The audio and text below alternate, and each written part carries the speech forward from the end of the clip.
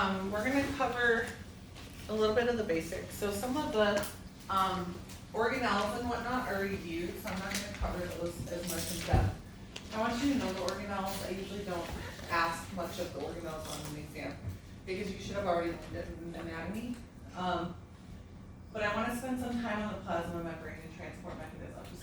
And this actually is some of the stuff that we're going to do today in lab as well. So today is a crazy lab. And I put the handouts right here so that you can look them over during the break time.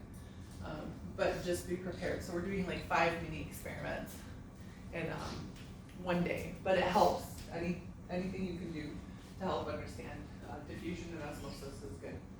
Okay, so the cell theory. The cell theory was developed from Robert Hooke's research. Cell theory states that all cells come from pre-existing cells. So before Robert Hooke did his experiment, and you guys will probably talk about this in micro, we used to think that cells just appeared out of the ether. Like they didn't understand where cells came from. And so Robert Hooke did this really cool research where he had like this sort of Erlenmeyer flask or like volumetric flask with meat broth. And he exposed some of them to the air and some of them not to the air.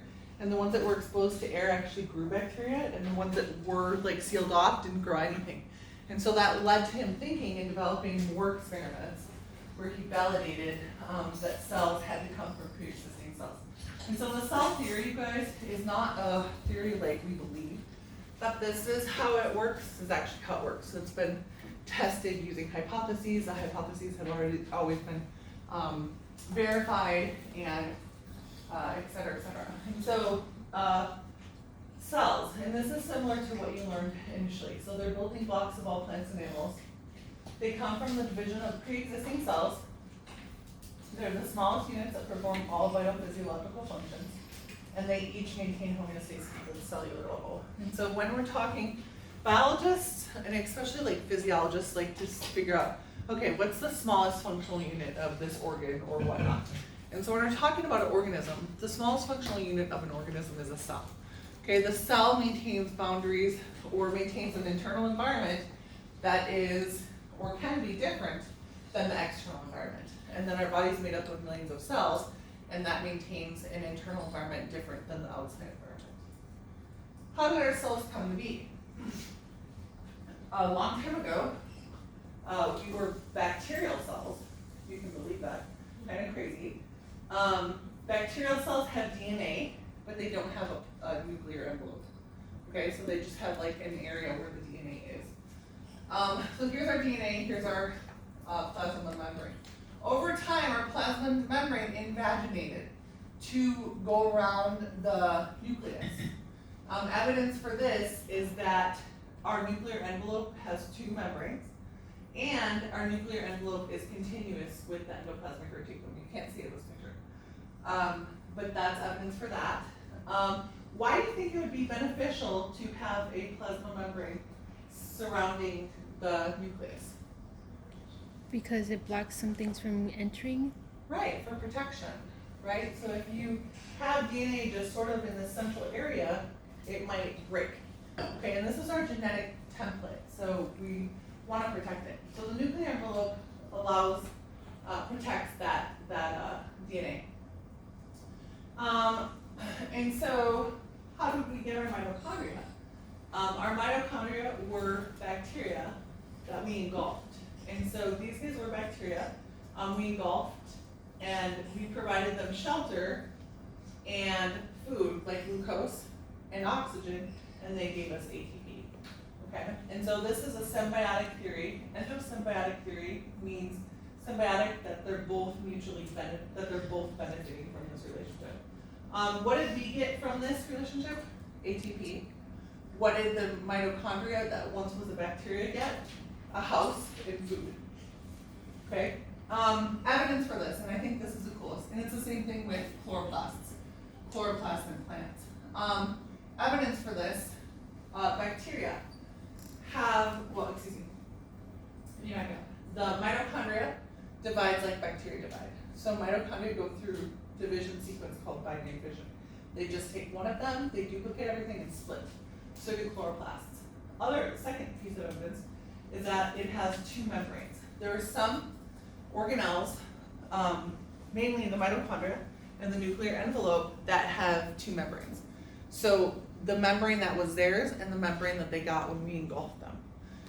The third thing that is really, really cool evidence is these guys have their own DNA.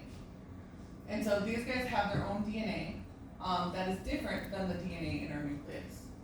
And this DNA is conserved. Okay, so how is it conserved?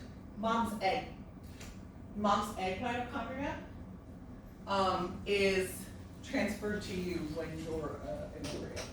Okay, so mom's egg and the sperm, right? The sperm joins the egg, fertilizes the egg. The only thing that the sperm donates is the 23 single chromosomes. It doesn't donate their mitochondria. The men's mitochondria doesn't donate anything else. The egg has the egg's mitochondria, the egg's genetic information. And so you guys all got your mitochondrial DNA from your mom. Your mom got her mitochondrial DNA from her mom. Her mom got her mitochondrial DNA from her mom. And so we can trace lineages of people based on that mitochondrial DNA. And so when you're talking about 23andMe or Ancestry.com, take a cheek swab, they isolate your mitochondrial DNA, and then they figure out where it came from. They throw it into it's a computer program type thing. It only works though, it's only as robust as how many people are giving samples. So most of the people who give samples are white US people. And so, they're not gonna go in war-torn countries and get a cheek swab and hey, let me analyze your DNA. It doesn't work that way. But when you get more samples and that shifts your lineage a little bit, that it's more accurate, then they'll send you out information and say, hey, look, this is what we found lately. So it's really interesting. This is one of the ways they were able to trace that civilization came from Eastern Africa. And so if you look at the common genetics, they all arise from Eastern Africa, and then they branched out to Europe and Asia and over. And so it's really interesting. This is one piece of evidence though. You have to understand that we have mummies, we have like Lucy, we can find older specimens, and the more older specimens we get, the more DNA we can isolate and the more we can edit this. And so they used to think that in Eastern Africa there was just one, there's one species, so we're all Homo sapiens, right? But they thought there was one ethnicity or one skin color. And now they know based on genetics that that's not true. And so they had different morphological patterns in that one area at the same time. So it's really interesting. Go ahead. Question? Not necessarily. You can look at your dad's side, but your dad's side is going to be derived from maternal. So you can follow the maternal DNA on both sides. Yeah, so that's how they do it. And it doesn't matter if you're male or female, it's going to be the moms that you're tracing back in the lineages. But yeah, you can do it for your dad's mom and your mom's mom. It's really cool. I did a little bit of work on a non-biting midges, so they're kind of like mosquito larvae, but I isolated their mitochondrial DNA. It was one of my research projects a long time ago, but it's really cool to look at mitochondrial DNA in bacteria and in animals. Okay, so let's get into a little bit of these guys. So somatic cells are body cells. Sex cells would be your sperm and your oocyte. What do these guys do? This looks a lot like cellular characteristics of living things because it is. So they go through metabolism, right? They synthesize different types of molecules. They communicate, so they respond to chemical and electrical signals, and they reproduce, and they're a form of inheritance. So most cells have a copy of our genetic information. It's passed down from cell to cell and from parent to child. If we look at the cell, a cell is surrounded by a watery medium known as the extracellular fluid. And so if we look at cells, you guys, I want you to think of your body sort of as 3 compartments. Here's our plasma, right? That's 1 compartment. Then we have our cell. What is the fluid inside the cell called? Interstitial fluid or intracellular fluid? Intracellular? There you go.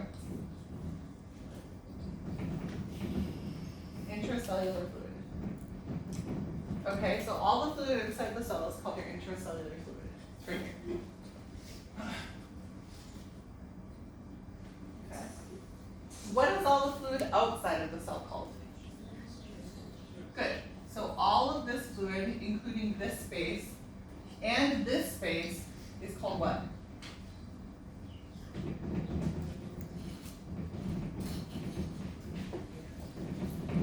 Okay, it's all extracellular fluid. Everything outside of that plasma membrane is extracellular fluid. Okay, but it's divided into compartments. So this is where we're going to compartmentalize. What is this stuff called?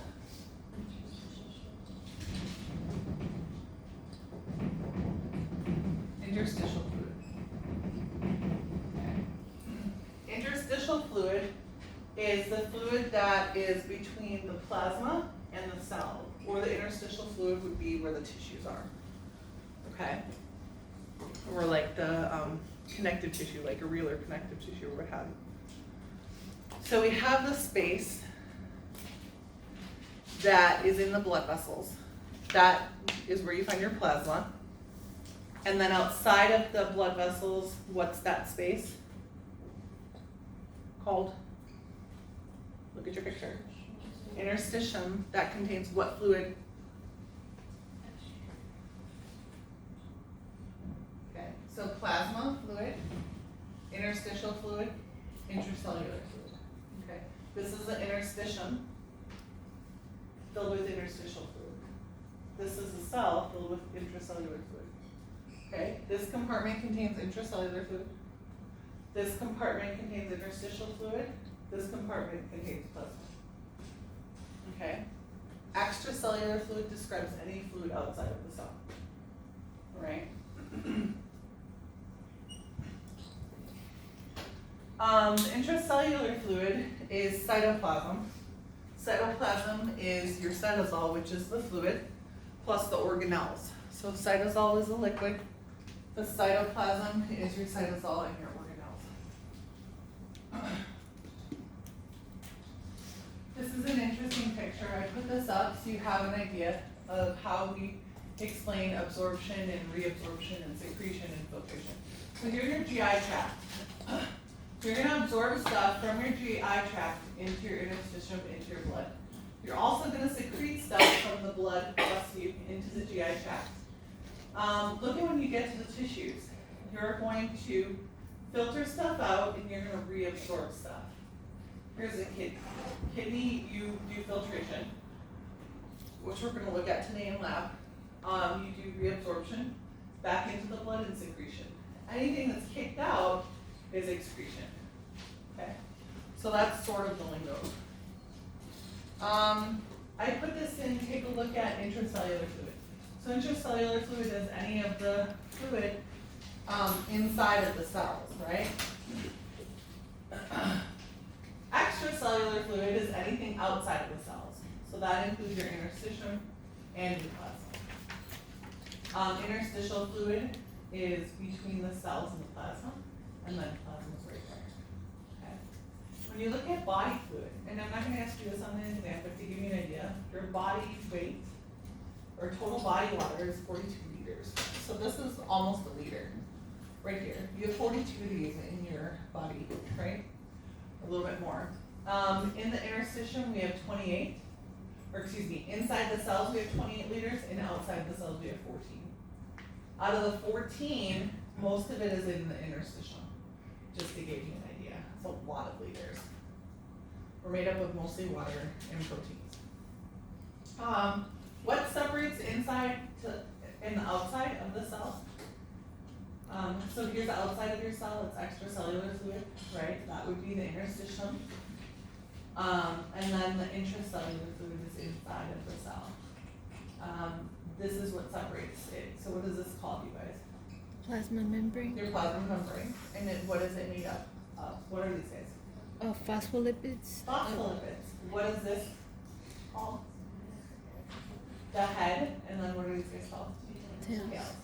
So the head, is that polar or non-polar? Polar. So is it hydrophilic or hydrophobic? Hydrophilic. Hydrophilic. Good. The tails, what are the tails? Hydrophobic. Hydrophobic. Do they like water or not like water? Do not like. Do not like water. Okay. So if you throw a bunch of these phospholipids in a beaker of water, the heads will orientate themselves towards the water, and the tails will sequester themselves, bless you, together. Okay. The cytosol, just sort of as like a little opening or introduction. Inside the plasma membrane, you have dissolved materials like nutrients, ions, proteins, and waste products. Can you give me a nutrient that we find inside the cell? Generally speaking. Can you name a carb, a lipid, or a protein? Okay. Is that a nutrient that we use for fuel? No. Try again. What does insulin do? Allows what to go in the cell? Glucose. Glucose. So what is the top nutrient that we have inside that cell? Glucose. Okay. So when you think of nutrients, think of glucose. Give me an ion that's inside the plasma membrane. Sodium. Or no? Okay. So we actually have sodium, but we have low sodium levels in there, and high potassium. I wouldn't expect you to know that right now. You'll learn it eventually. We have a lot of proteins, so we don't have amino acids lying around inside the cell for fuel usage. We have amino acids that are built into protein, so they're doing something. Can you give me a waste product that's made inside the cell? Oh, Good. Carbon dioxide is a good one. Can you give me one other one? What do we pee up? yeah. What about urea or Urea. Good. Okay, so urea is a waste product. So ammonia is the first step to producing urea. So we have some ammonia that's going to get converted to urea. Good. Organelles, little organs. This stuff is what you went over in anatomy. So we're going to go over this a little bit. The purple guy, this big purple guy, that's your nucleus. What's the function of the nucleus?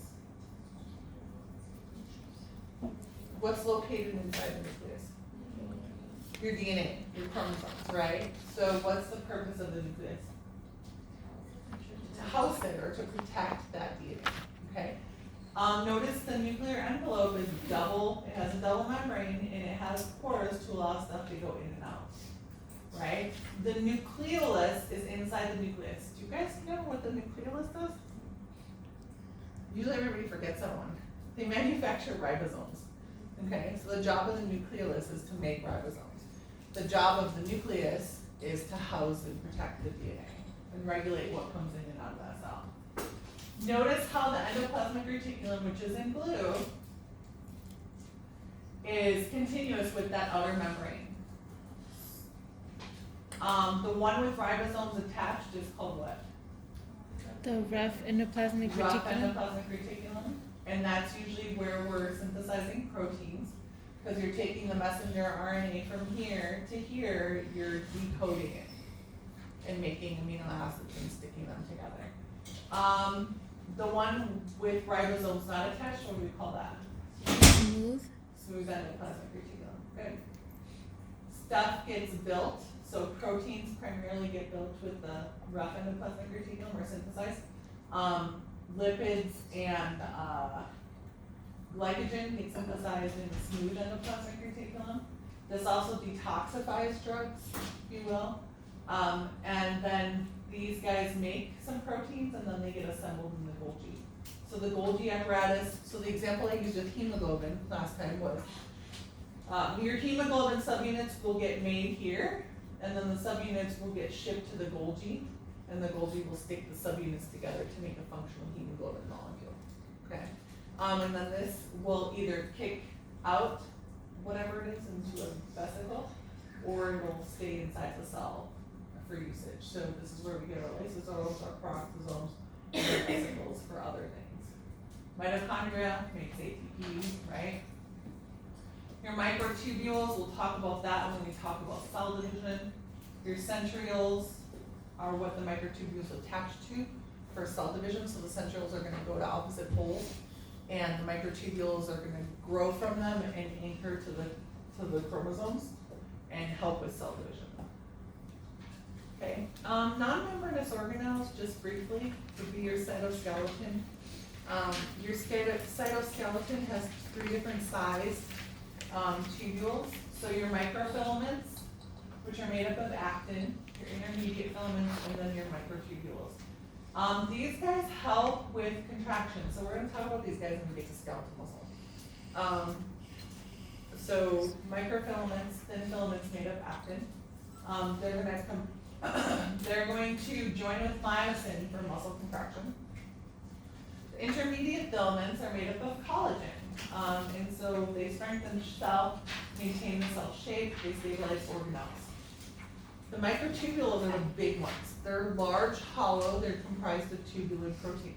These guys are really like the scaffolding of the cell, and so these guys are going to help with changing the cell shape, moving the cell, moving vesicles within the cell. During cell division, they form the microtubules or the spindle fibers. And so think of these guys as kind of like bamboo. Like bamboo is hollow and really thick and stable. These guys remind me of bamboo.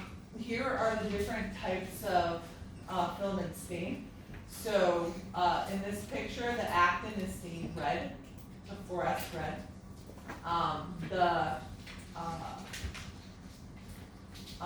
Collagen or what have you is stained green in this one. And then the tubulin is stained purple in this one. And it's kind of hard to see. They're bigger, but there's not as many of them. And they also have their different roles. The centrioles, they're 2 and they're barrel shaped. The purpose of these guys is to form the spindle apparatus during cell division. They're used to comprise the cilia and the sperm flagella as well. So here are your centrioles. You have 2 of them, and when the cell gets a signal to divide, one's going to go to the north pole, one's going to go to the south pole. And they're going to help with cell division.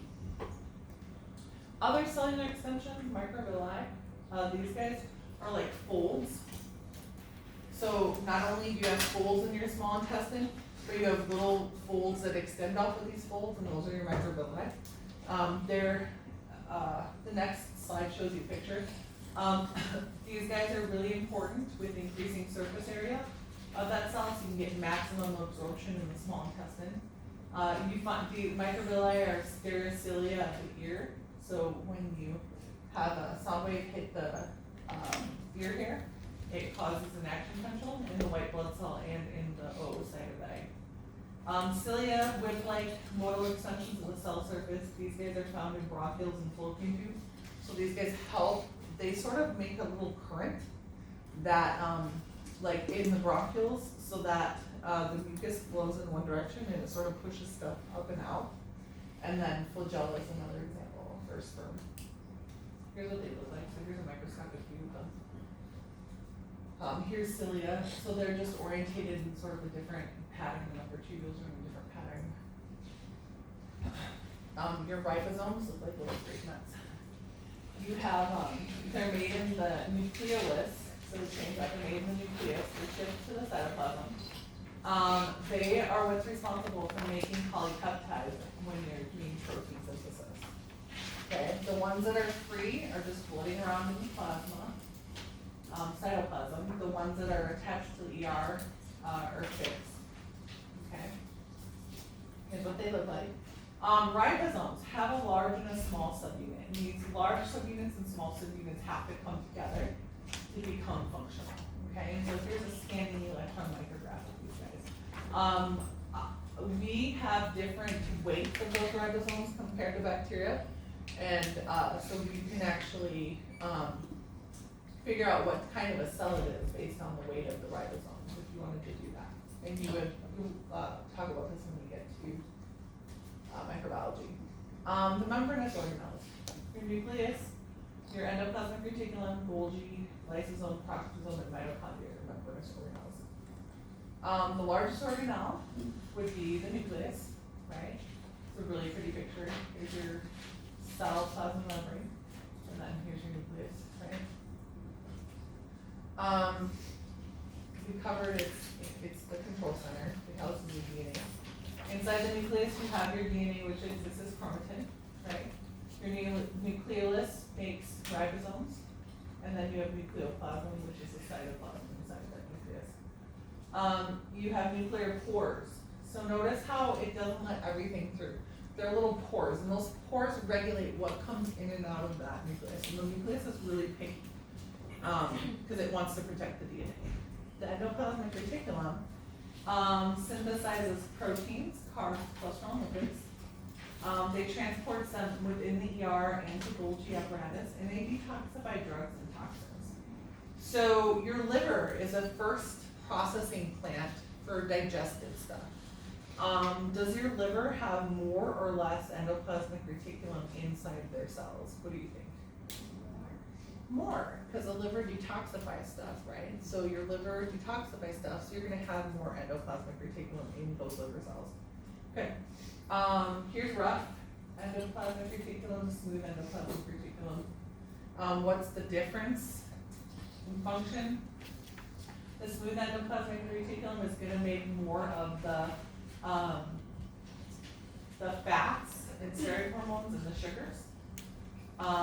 They're gonna metabolize lipids, break down glycogen to glucose, so again, you're gonna have more endoplasmic reticulum in the liver.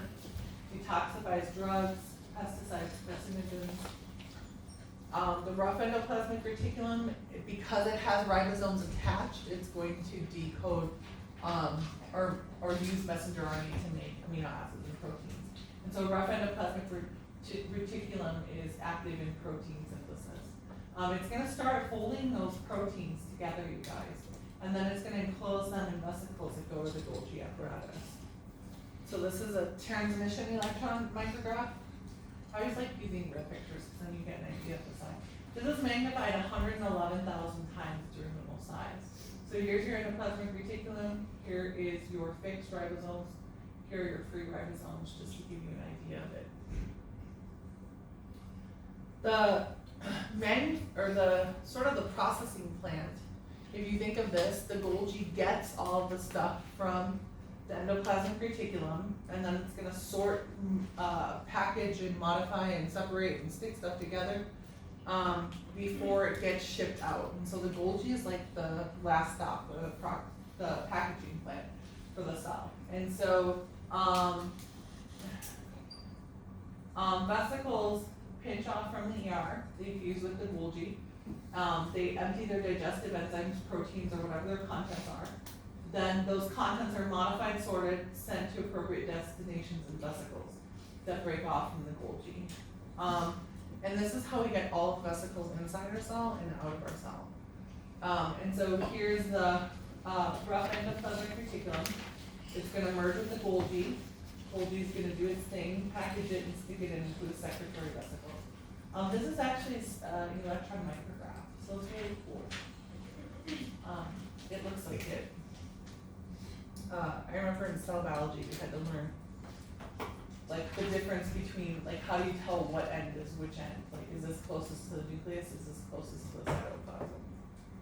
You guys don't have to know in that much detail, but it's really cool. The Golgi will break stuff off into vesicles that are lysosomes, so they'll have digestive enzymes in it. It'll break stuff off that it's gonna secrete outside the cell, and it will break stuff off. So like, let's say this is cholesterol, and you'll stick cholesterol inside the plasma membrane to like repair the plasma membrane. So it has a lot of different functions. Lysosomes, what the heck are lysosomes? They're bags of enzymes, basically.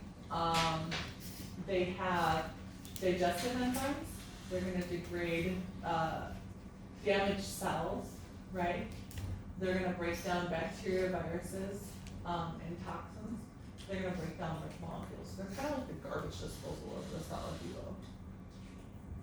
That's what one looks like. Peroxisomes, a little bit different. These guys have oxygen in them to detoxify harmful substances, okay? They have oxygen by way of hydrogen peroxide. They have oxidases, which oxidize stuff, and catalases, which rip stuff apart. And so peroxisomes are really, really toxic balls of reagents like hydrogen peroxide and oxidases. They're going to neutralize byproducts of metabolism as well. So they kind of protect the cell from free radicals, if you will. Your mitochondria makes ATP. We'll talk about that more. The mitochondria has two membranes. It has an outer membrane and an inner membrane. Between the outer and inner membrane, what's this space called? Can you guys read that? What is that space called? Intermembrane space. You have an outer membrane and an inner membrane. The space between the two is called the intermembrane space. What is the space inside the inner membrane called? The matrix. Okay. Hey, it's on my desk. By my computer. Yeah. Yeah. Thank you. No, it's okay. I didn't want to stop. Send it through. I appreciate you. Thank you.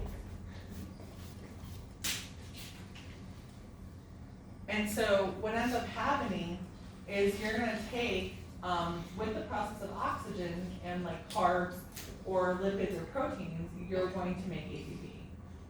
And this is the fastest way that you make the majority of the ATP.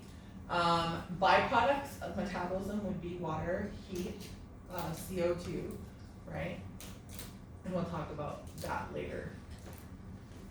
Your plasma membrane. So what the heck does your plasma membrane do? Your plasma membrane regulates stuff. It's a regulator, so it's gonna allow only certain things to come inside and outside of the cell, right? It's a barrier. It acts as a physical barrier against the environment or the extracellular fluid. It's gonna regulate what goes in and out of that cell. So ions and nutrients are gonna come in, waves are gonna get kicked out. It's gonna monitor the outside environment and send out signals for change or regulate internal environment compared to that. And then it provides structural support. What is it made out of? It's made out of a phospholipid bilayer, right?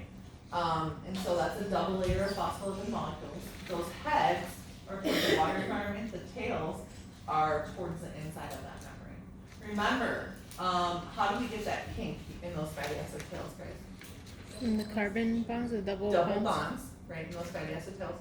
And when you have a double bond, that causes a kink. And does that kink make